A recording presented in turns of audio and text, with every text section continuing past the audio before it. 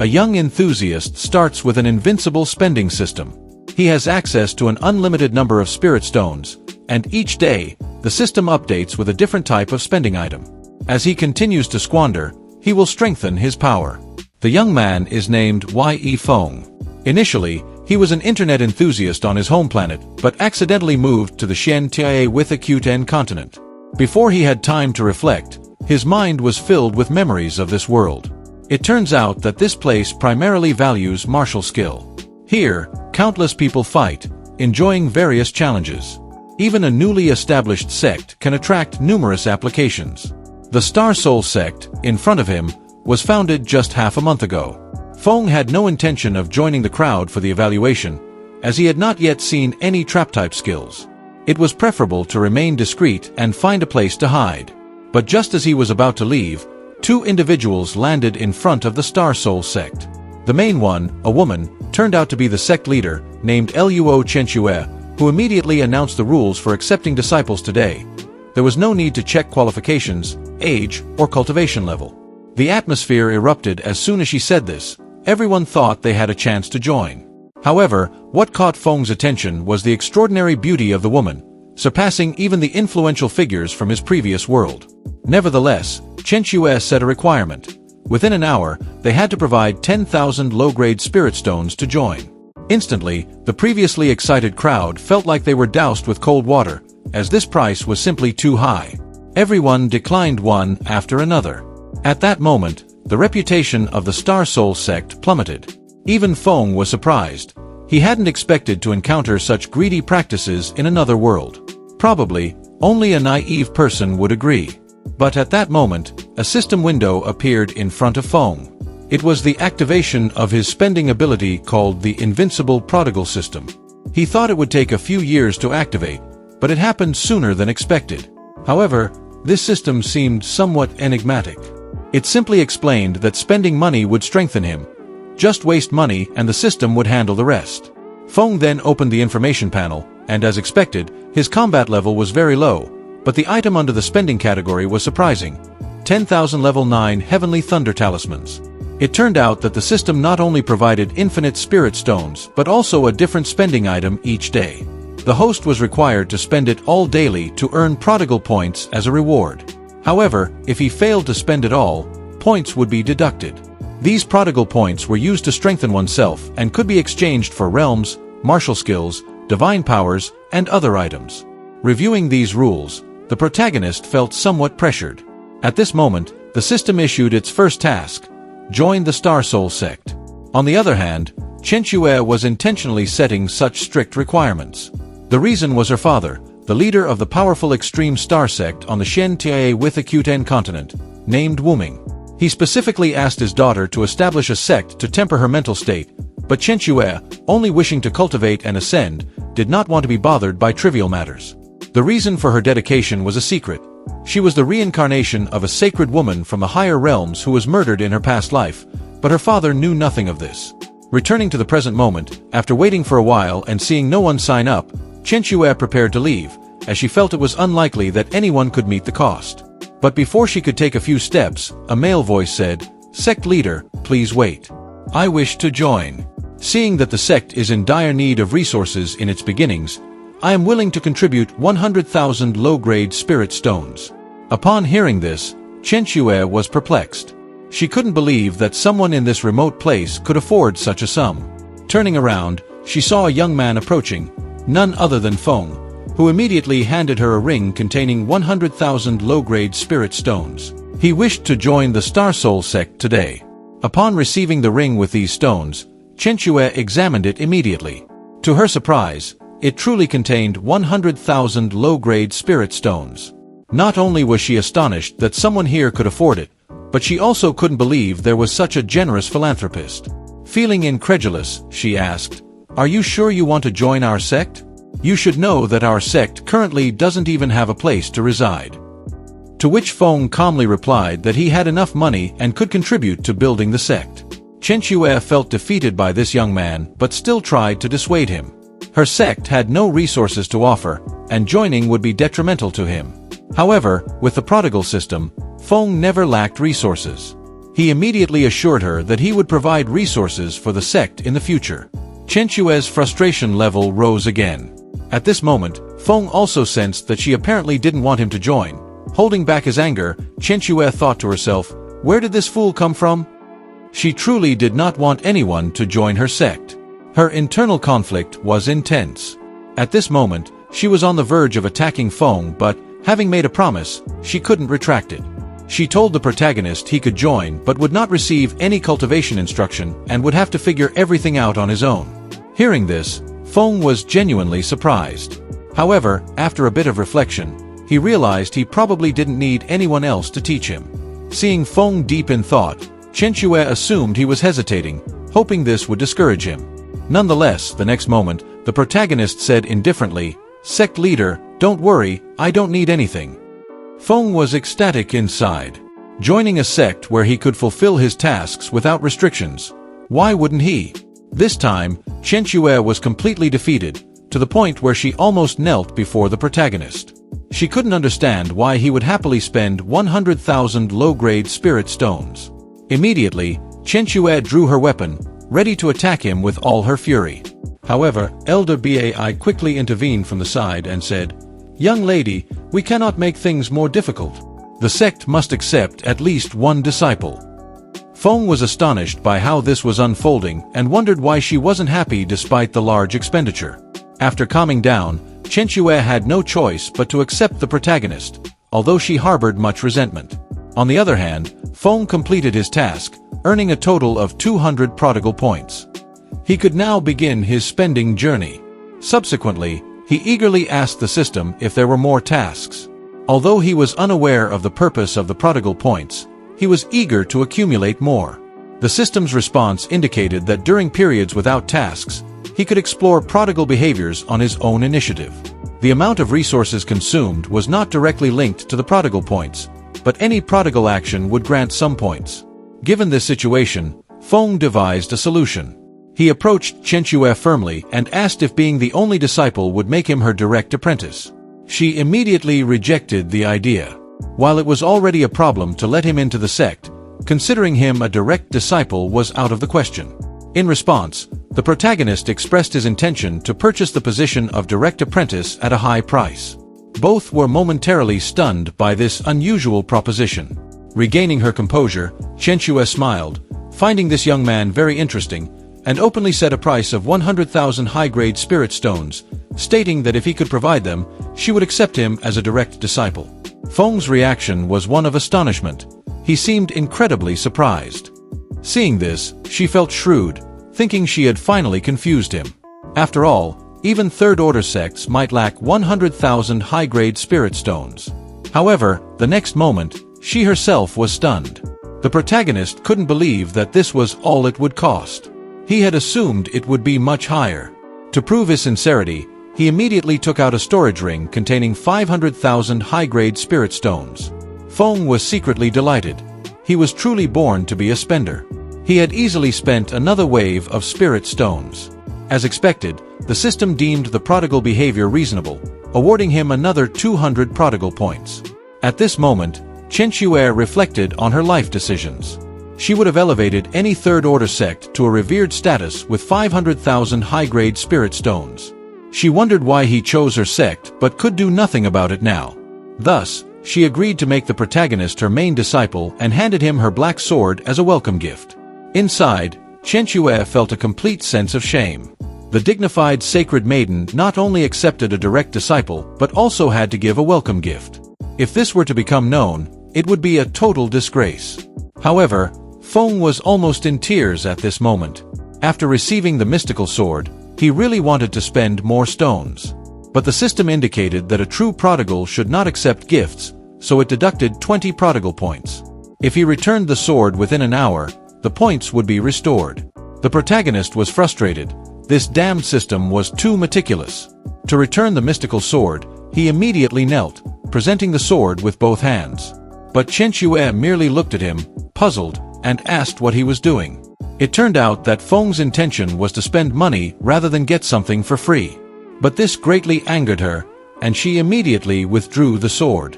She asked him if he thought money could buy everything, But the protagonist, unafraid, told her that if she did not value his goodwill, then so be it. She, very annoyed, could not stop thinking, what kind of disciple is this who does not understand value at all? Her sword was a seventh-order spiritual tool, a treasure of the sect, and she couldn't understand how he dared to return it. Indignant, she flew away with a face full of resentment. On the other hand, the protagonist was perplexed, not expecting her to reject his offer. He asked Elder Bai, "Isn't the sect leader too shrewd? She is letting go of the chance to gain profit." To which Bai merely mentioned that it would be better for him to keep quiet, as if the sect leader heard him, it would be his end. This matter also greatly surprised Elder Bai, who wondered how an ordinary person could possess such colossal wealth. But he at least knew that since this man's arrival, the sect leader's mental state seemed to be transforming and growing from its stagnation. He thought it was likely that this new disciple was the key to breaking the stagnation. Elder Bai then hurried the protagonist to accompany him to the sect. Feng sat on the flying sword, counting birds, even allowing a bird to nest on his head to pass the time. He was interested in how to use the prodigal points. Suddenly, a personal information panel appeared. His prodigal points had reached 400, and he had not had the chance to use today's earnings. He wondered if this was the advantage of having tricks. The system then explained the realms from lower to higher, including the Spirit Sea realm, the realm of Chi Gathering, Spirit Fusion, Divine Repository, Purple Mansion, Original Spirit, Void Penetration, Tribulation Crossing, and so on. Prodigal points could be used to enhance these realms. For example, the Spirit Sea realm required 10 points for each upgrade, the Chi Gathering realm needed 100 points for each level, and so forth. Hearing this, the protagonist was overwhelmed and wondered if the points needed for the next levels were too high. Then, he opened the spending shop. There were several containers from which he could draw, each costing 100 prodigal points. There was an extremely low chance of obtaining high-quality rewards. After reflecting, Feng thought it was a bit expensive, but if he tried and got a high-quality reward, it would be worth it. However, upon further consideration, even if he got a high-quality reward, would it be useful to him? The system intervened to explain. For example, if you destroy a 9th-grade elixir in front of an alchemist, it counts as spending. The protagonist really wanted to do this, but now that he was just a mortal, flaunting wealth in front of cultivators would only bring trouble soon. To gain power, Feng spent 90 prodigal points to elevate his strength to the 9th level of the Spirit Sea realm. The sudden advancement caught Elder Bai's attention, who was very surprised and mentioned that this boy was forming his Spirit Sea. He immediately stopped flying, probed the spiritual energy around the protagonist, and was shocked again. Wondering why so much spiritual energy was needed to form the Spirit Sea, which would be enough for dozens of people, Elder Bai was even more amazed. Was he trying to advance even further? Usually, the first step in cultivation is forming the Spirit Sea, which is like laying the foundation. This process generally requires a calm environment and the help of elixirs to maximize the formation of the Spirit Sea, and after forming it, time is needed for stabilization. But he did not notice the protagonist taking any elixirs, much less forming it during flight. A moment later, Elder Bai was stunned again because Feng's realm continued to break through, moving from the first level of the Spirit Sea realm to the top of the 9th. Bai was absolutely horrified. What kind of genius was this? After the advancement was completed, the protagonist woke up but was not very satisfied as it took him a total of 10 minutes. He then asked with an innocent face, "Elder Bai, it took me 10 minutes to pass through 9 realms. Does the sect master think I am a failure?" Bai was unsure how to respond, questioning whether Feng was boasting. If this was considered a failure, it was incomparable to past failures. Even with abundant resources, it took Elder Bai 8 months to move from the formation of the Spirit Sea to the top of the 9th level. At that moment, Bai understood why Feng avoided cultivation techniques and weapons. He must possess a powerful personal technique, but the protagonist was confused as he had none. Hearing that he had no technique, disbelief was reflected on the elder's face. To confirm the truth, he personally examined him and was surprised once more. Feng lacked spiritual roots, and his Spirit Sea was vast like an endless ocean. At this point, the elder was perplexed and decided to wait until they returned to the sect for the young master to examine him. After arriving at the Star Soul sect and meeting Luo Chenchue, Bai shared the protagonist's advancement and that his Spirit Sea was 20 times larger than his own while reaching the peak of the Spirit Sea realm. More strangely, he had no spiritual roots. The sect leader was astonished and decided to investigate personally. To her amazement, what the elder had said was true. She asked the protagonist incredulously, "Without spiritual roots, how did you manage to advance?" At that moment, a mocking laugh was heard from outside. It was the Yuan Yu sect, requesting an audience with the sect master of the Star Soul sect. An elder spoke maliciously, "Why is the Star Soul sect so secretive? Surely you can't have no disciples." Chen Xue was truly upset.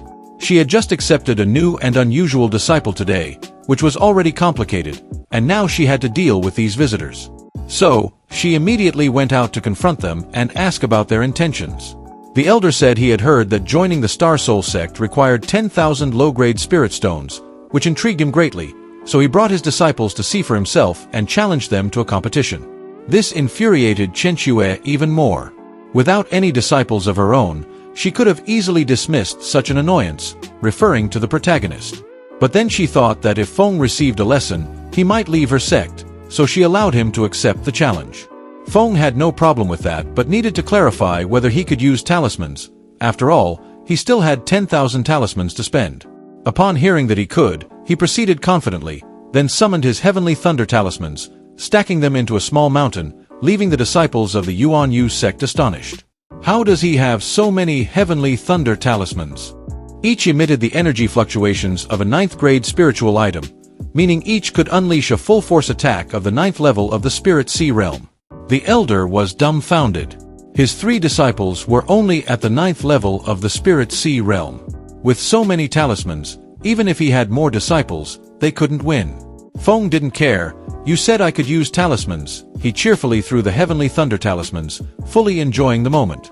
In an instant, the field resonated with countless explosions, leaving Chen Xue and the others stunned. Each of those talismans was a 9th-grade heavenly thunder talisman, each worth at least 1,000 low-grade spirit stones for cultivators of the same realm. One would be considered a trump card, and here was the protagonist throwing them around like they were mere trash. The 3 apprentices of the Yuan Yu sect were bewildered, urgently calling their instructor to leave, thinking this young man was truly skilled. Chen Xue was exasperated, questioning how this boy had amassed so much wealth. At first, she thought he might be defeated and retreat on his own, but that now seemed unlikely. Feng looked with self-satisfaction at his master, as if saying, "Didn't I do well?"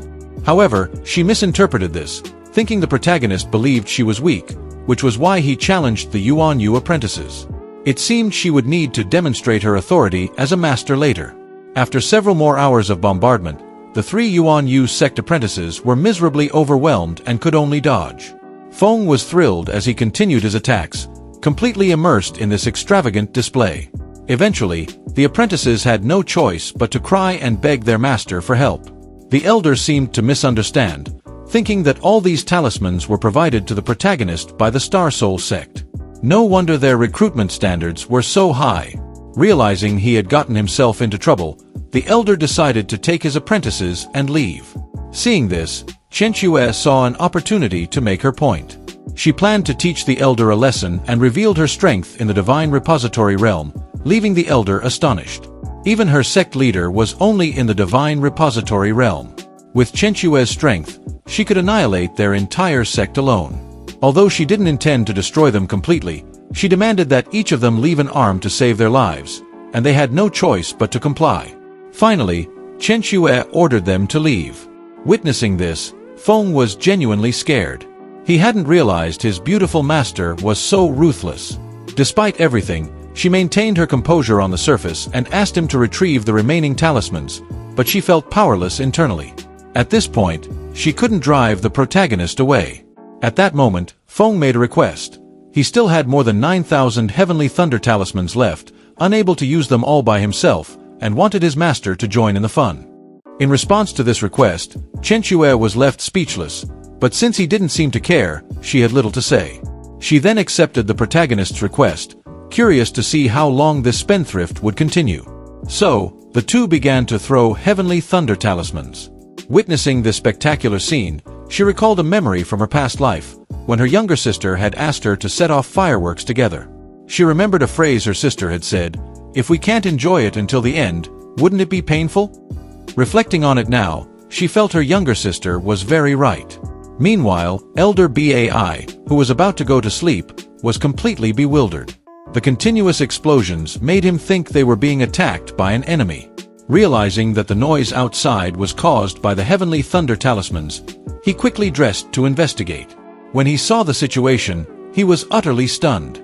Feng and Chen Xue were senselessly throwing the heavenly thunder talismans. At this point, even Chen Xue had given in to the extravagant behavior, casually saying, "We're just getting rid of the heavenly thunder talismans." Seeing this, the protagonist invited the elder to join in the fun. Bai was furious and immediately struck Feng on the head, exclaiming, "What the hell are you two doing? Each of these is worth 1,000 low-grade spirit stones. Even the wealthy Star Soul sect cannot afford this kind of waste. Miss, what's wrong with you? Why are you participating in this madness?" However, all the elder's frustration vanished when the protagonist pulled out 100,000 high-grade spirit stones, with a slight smile, telling him to consider these spirit stones as compensation for interrupting his sleep. Elder Bai quickly opened his shirt, showing his strong muscles, and eagerly joined the extravagant act. The speed at which he threw the talismans was so fast it even surprised the protagonist. At that moment, a system notification appeared. Feng earned 100 points as a reward, as this was also considered wasteful behavior. It seemed that next time he should invest more spirit stones to improve the elder's health after all. When everything was done, Bai began to question his life choices. He never imagined he would feel so exhausted just throwing talismans. Of course, he reminded Feng that if there was manual labor in the future, he could count on him. He might be old, but he still had his strength. Chen Xue observed in silence, thinking that the Star Soul sect would be in chaos soon. Then she provoked Elder Bai, saying, "You're one of the 8 senior elders of the Extreme Star sect, and you've sold out for mere 100,000 high-grade spirit stones," to which Bai replied, "It's not about the spirit stones, it's about the dignity of the elders." The system appeared again, rewarding the protagonist with 1,000 wasteful points. With this, he could potentially advance to the 9th level of the Qi activation realm, 1,000 points perfect for surpassing the realm, and the remaining few hundred to open some treasures. At this point, Feng remembered that there were only 3 people in the Star Soul sect. Relying solely on Elder Bai might not be enough to waste resources quickly. If he had more young disciples, the rate of extravagance could increase exponentially. He imagined expanding the sect in the future, covering all the sect's expenses. Earning wasteful points seemed easy with this approach. As if on cue, a young man appeared at the entrance, asking, "Does your sect accept new disciples?" The moment the new disciple Wufeng entered the Star Soul sect, he felt that something was wrong. The ground was full of craters, an elder looked on the brink of death, a woman had a fierce appearance, and a man seemed a bit simple-minded. Wufeng instantly felt that the sect was unreliable and wondered if it was still early enough to flee. Feng welcomed him, stating, "Yes, we're still recruiting. To join, you need to contribute 100,000 low-grade spirit stones. If you contribute 100,000 high-grade spirit stones, you can become a direct disciple of the sect master," Feng stated proudly. "I am Feng, the first disciple of the sect and the senior disciple of the sect master." This scene left Wufeng stunned. The protagonist looked at him expectantly, hoping he would say he didn't have the money. That way, the protagonist could sponsor his entry. However, this idea was rejected by the system, which stated that such a wasteful approach was not justifiable without a reasonable explanation. Seeing this, Feng quickly invented a reason: "We get along well. The moment I saw him, I felt like he was a brother from another mother. Is it wrong to spend a little more for my brother?" Surprisingly, the system validated this justification, but at that moment, Wufeng was contemplating an escape. He felt that the sect was entirely money-oriented and unreliable. However, Feng wasn't willing to let him go so easily, especially since Wufeng was crucial to his plans for extravagance. Quickly, Feng restrained Wufeng with a chokehold, preventing him from leaving. At that exact moment, the boy received a message from his grandfather from the shadows: "Stay in this sect.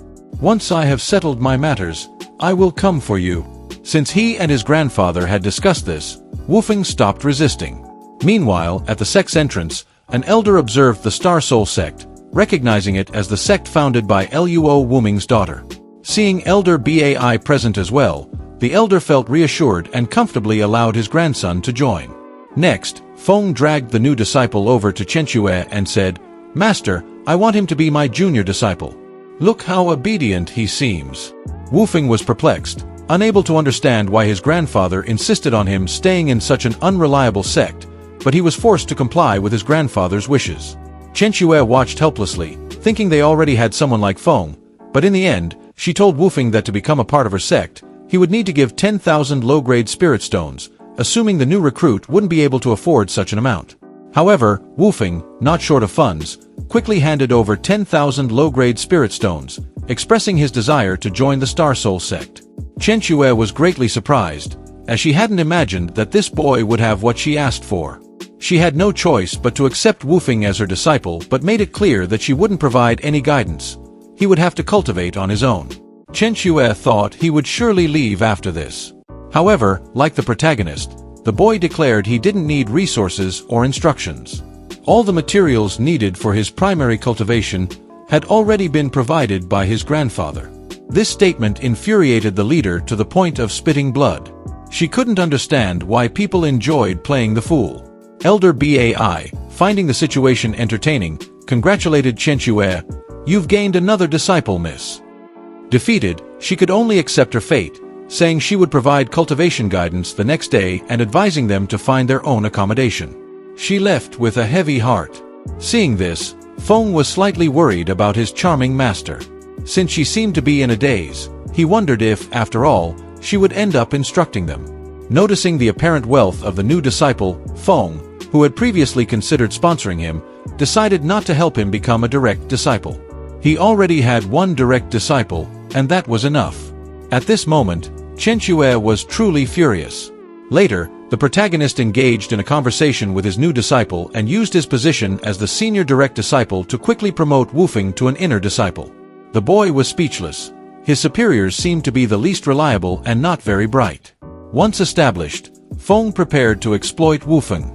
Upon entering, Wu Feng noticed an extraordinary alchemy furnace. He asked if Feng was an alchemist, to which Wu Feng raised 3 fingers, indicating that he was a third-grade alchemist. His pride was understandable. In this world, roles such as alchemists, artifact forgers, amulet masters, and formation masters were highly revered. Just holding such a title could earn great respect, as even a small pill, amulet, or divine artifact could determine a person's cultivation and survival. In his mind, Wu Feng already imagined the protagonist begging him to refine pills.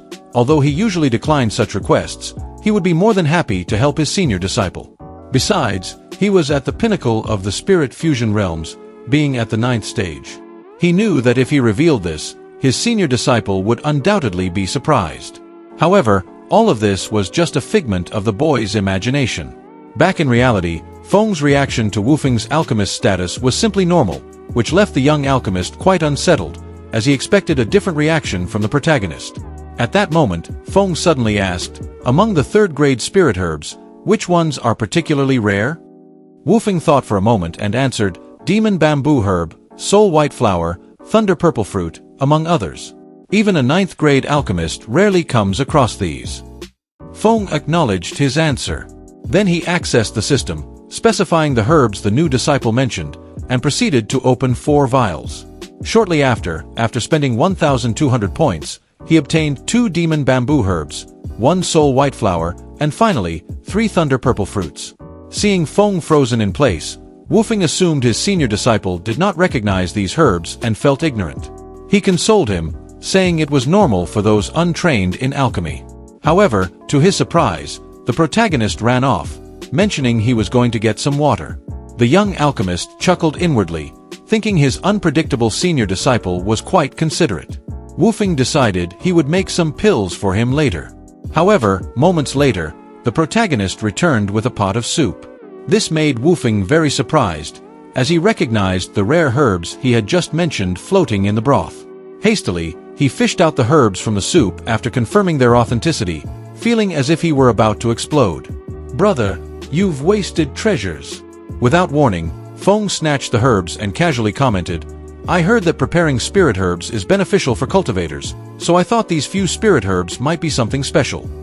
As he spoke, he crushed the herbs under his foot right in front of Wu Feng and ground them a few more times just in case. Witnessing this, The new disciple panicked and desperately shouted, "Stop!" Without hesitation, he lunged at the protagonist, trying to salvage what was left of the herbs, but upon closer inspection, there was not even a trace of the herbs left. Wufeng felt numb from the shock. Having successfully wasted resources, Feng earned 1,500 points. He laughed, thinking his investment had been worthwhile after all. He had only destroyed 3 herbs and still had 6 in total at that moment.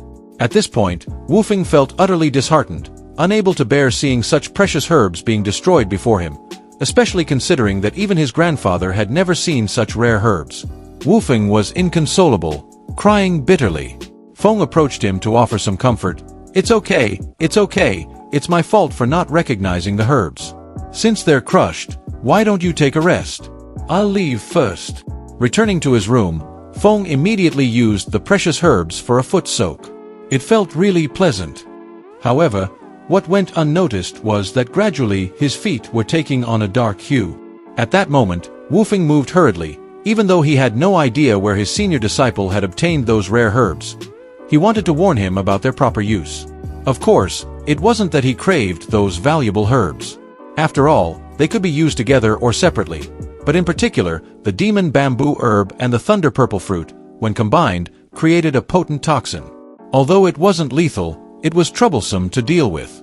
Suddenly, a shout from the protagonist resonated. He finally noticed that his feet were turning black. Realizing this, Wufeng understood that something was wrong and that his senior disciple had acted recklessly once again. He struggled to open the door, and upon seeing the foot-soaking tub, he was too stunned to speak. In a panic, Feng asked what was happening, but Wufeng wasn't paying much attention. His face darkened alarmingly once more.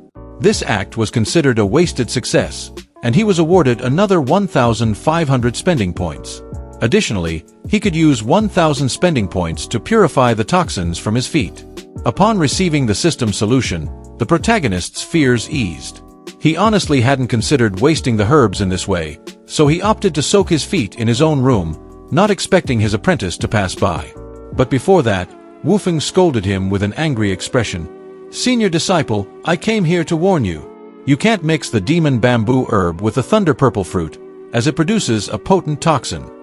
To which Feng awkwardly laughed and discreetly used the spending points to detoxify himself.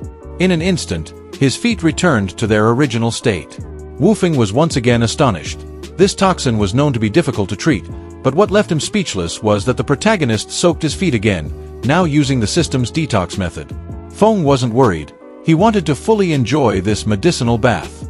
In the worst-case scenario, he would detoxify again through the system, and not only could he detoxify himself, but also others. Seeing this, he invited the young alchemist. "Join me, my foot tub is big enough. This medicinal bath will feel amazing. Don't worry about the toxins, I'll take care of that for you." Wufeng was bewildered. He knew this was toxic water, and unable to bear seeing more, he decided to take his leave at that moment, wondering if he should inform the sect leader. He mistakenly believed that the valuable herbs belonged to the sect, but after thinking it over, he wasn't the type to snitch, so he left feeling quite powerless. After Feng finished soaking, he used the system to detoxify himself again, spending 900 points, and raised his cultivation to the 9th level of the activation of Qi realm. Meanwhile, inside the main hall of the sect leader, Qiansu was discussing the protagonist's background with Elder Bai, who suggested that things would clarify over time. What truly concerned Bai was that this young man had the power to disturb the emotions of the young miss. Every time Qiansu thought of Feng, he gritted his teeth in anger, feeling as if it were a curse sent by the heavens. He also thought that Wufeng was just like their protagonist, so he couldn't tolerate him either. At that moment, both felt an immense spiritual power gathering from the disciples' quarters. Elder Bai felt that this phenomenon was very familiar, but he thought it would be impossible for Feng to advance another level, since after all, he had just reached the 9th peak of the spiritual sea realm, and he wondered how this man could advance again, having just gained more power. Feng was an individual who defied conventional logic. They could only wait for the anomaly of the breakthrough to conclude, and thus confirm if it was truly Feng. But after simply perceiving the aura of the activation of Qi realms, they were convinced it was him. However, the phenomenon did not stop. The protagonist continued advancing at an astonishing speed, reaching the 3rd level of the activation of Qi realm, and in the blink of an eye, progressed to the highest point of the 9th level of the activation of Qi realms. This left Bai genuinely excited, silently encouraging the protagonist, hoping he could reach the spirit fusion realm. However, the breakthrough anomaly soon came to an end. The entire process lasted about 5 minutes. The elder was once again amazed by this spectacle, as this cultivation speed could undoubtedly be described as the best in the Xian Tian continent. On the other hand, Qiansu was completely disheartened and mentioned that it was no wonder that man had been so confident before. He truly didn't need her guidance. But this thought made her feel an imminent threat. She asked Elder Bai if he thought this boy could surpass her as the sect leader in a few days. Upon hearing this, Bai felt extremely uncomfortable. It seemed he had praised the new disciple too much, undermining the young Mrs.'s confidence, so he hurried to reassure her, insisting that wouldn't be the case. He told her that the higher the realm, the harder it is to advance, and that not only opportunities but also resources and elixirs are needed, especially after reaching the foundation realm, where the demands are even greater. He mentioned that to catch up to her, the protagonist still had a long way to go. Although Elder Bai was verbally comforting her, he internally felt worried. He believed that Feng could catch up to her quickly. Meanwhile, Wufeng was also incredibly surprised, as he could sense the enormous power of Feng from afar. Such a formidable feat had seen the protagonist break through 9 realms in one breath. Witnessing this, he knew it was no wonder his grandfather wanted him to stay in this sect, and he thought that if that was what his grandfather wished, he would simply fulfill his desires and strive to become stronger. The next day, the protagonist awoke from a deep sleep. Today he received 10,000 mysterious 3rd level 9 pattern pills as a spending product, but he only had 310 spending points left. Seeing this, Feng was filled with regret, mentioning that he shouldn't have been so extravagant the day before, wasting 2,000 points just to detoxify his feet with a soak. However, today's spending product seemed perfect for annoying Wufeng, and if that was the case, he wouldn't hold back. He was eager to see his younger brother's reaction when he asked about the effects of these pills, thinking it would surely be very entertaining. Elsewhere, the young alchemist suddenly sneezed, sensing an unpleasant premonition. At that moment, Feng arrived at his younger brother's residence, only to find that he wasn't there. He thought that perhaps Wufeng, feeling defeated by him, had taken the opportunity to flee. But just then, Elder Bai appeared, informing him that the new disciple and Qiansu had gone to a nearby city to buy spiritual herbs. To avoid leaving him alone, Bai offered to take him along. Upon hearing this, the protagonist was incredibly excited, eager to see and learn. However, what he didn't expect was that even the nearest city required 5 hours of flight. With nothing to do, he started chatting with the elder, asking about the uses of the demon bamboo herb, the white soulflower, and the thunder purple fruit. Bai told him that these spiritual herbs were among the rarest 3rd level herbs, invaluable to an alchemist. He mentioned it would be better to ask Wufeng, as he wasn't very familiar with them himself. Feng just laughed, realizing how rare these herbs actually were, knowing it was no wonder that when he used them for a foot soak yesterday, it had upset his younger disciple, as he was truly wasting them. Upon hearing this, the elder abruptly stopped his flying sword, looking bewildered. He asked the protagonist if he had used those herbs for a foot bath, to which the protagonist confirmed and suggested that he should try it one of these days because it feels completely revitalizing. Although Bai didn't understand where Feng was getting such valuable materials, he knew he should get along with him, hoping that in the future, this boy would remember to share some herbs with him. After several hours, they finally arrived at the nearby village. Since the elder had matters to attend to, he left first, promising to meet the protagonist later. But before leaving, he warned him not to cause trouble, which made Feng feel abandoned, and he complained, as he hadn't thought he would be left alone. At that moment, Bai felt genuinely relieved. Now he could spend time with his friends drinking liquor. Later, Feng began to curiously explore the village. He even almost walked into a brothel. Eventually, he arrived at the Chanyu auction house, ready to indulge himself, but he worried about showing off his wealth and attracting trouble. Unexpectedly, the system took care of his concerns by providing him with a divine guard. If his life were in danger, the divine guard would appear to resolve the crisis, although it would only eliminate threats that posed a direct danger to the host. Seeing this, Feng couldn't help but laugh. It truly was an unbeatable prodigal system. Now he could spend without worries. Confidently, he entered the auction house. Upon entering, he told the attendant that he had elixirs to auction, who immediately introduced him to the 6th level alchemist in charge, named Anchan.